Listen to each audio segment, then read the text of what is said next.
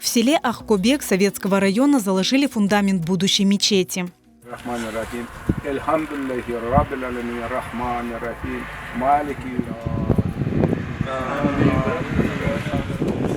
Каждый день слышать призыв к молитве, иметь возможность совершать коллективные намазы в своей мечети. Этого события жители села ждали с нетерпением. Своими силами с нуля на пустом участке, выделенном в 2018 году, местные мусульмане начали строительство. Temeli koyuldu. Temeli başlandı. Allah kısmet etse. Cemaatin yardımıyla. Cemaat muhabbet şükürler olsun. Halkımız bunda Allah'a şükür. 28-30 koranta 50 adamlık cami kurulacak. Allah kısmet etse. Yolun kenarı güzel yercik. Adamımız var, kurucularımız var. Boynuna aldı kısmet olsa. Çek çaresi olsa da materyalına göre yapılacak. Başlandı inşallah. Allah yardımcı olsun.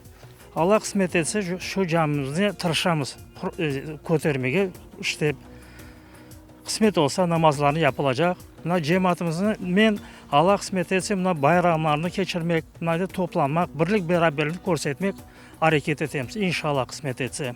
Şu sebepten Allah kısmet etse buna bu işlerimiz yapacağımız Allah kısmet etse.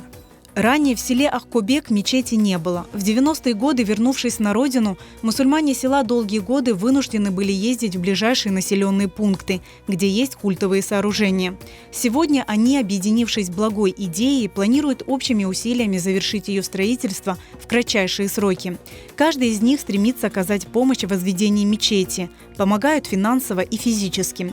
Однако в Ахкобек проживает всего около 30 крымско-татарских семей, поэтому они вынуждены обратиться за помощью ко всем неравнодушным.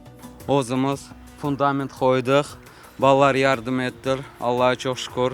İnşallah cemaat yardım etse, Allah kısmet etse, köyümüze cami kurmayı isteyik. Muhterem cemaat. Kim yardım etmeyi istese, müsaade. Allah yardımcı olsun. Sağ olunuz. Помочь в богоугодном деле жителям села Ахкобек можно, перечислив средства по реквизитам.